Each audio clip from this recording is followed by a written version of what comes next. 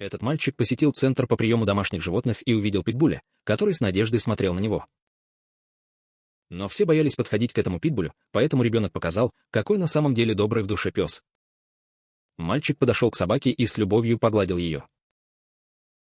Впервые в жизни, увидев столько любви, питбуль заулыбался. Мальчик почувствовал, что обрел нового друга в лице питбуля. Но затем он повернулся к маме и спросил, могут ли они оставить его у себя. К счастью, мама тоже согласилась.